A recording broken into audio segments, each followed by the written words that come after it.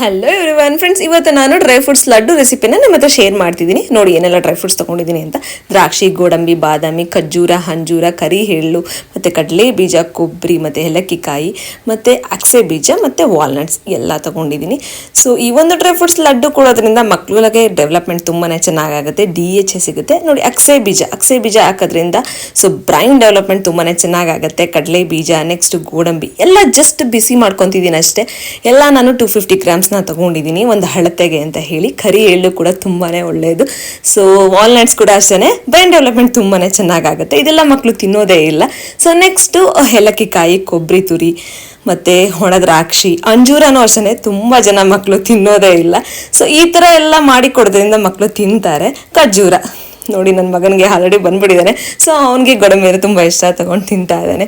So ಈ ಥರ rich dry fruits ಲಡ್ಡೂನ ಮಾಡಿ ಕೊಡೋದ್ರಿಂದ ಪ್ರೋಟೀನ್ ಸಿಗುತ್ತೆ. ಯಾವುದೇ ಒಂದು ಶುಗರ್ ಆಗಲಿ ಬೆಲ್ಲ ಆಗಲಿ ಹಾಕಿಲ್ಲ.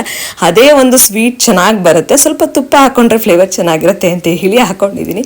ಸೊ ತುಂಬಾ ಸ್ವೀಟಾಗಿ ಆಗಿತ್ತು. ಯಾರಿಗೆಲ್ಲ ಸ್ವೀಟ್ ಕ್ರೇವಿಂಗ್ಸ್ ಆದರೆ ಮಕ್ಕಳಿಗೆ ಕೊಡ್ಬೋದು ಈ ಥರ.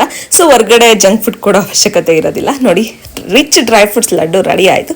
ನೀವು ಕೂಡ ಮನೆಯಲ್ಲಿ ಒಂದ್ಸರಿ ಟ್ರೈ ಮಾಡಿ ನೋಡಿ. ತುಂಬಾ ಒಳ್ಳೆಯದು ಮಗುವಿನ ಡೆವಲಪ್ಮೆಂಟ್ಗೆ.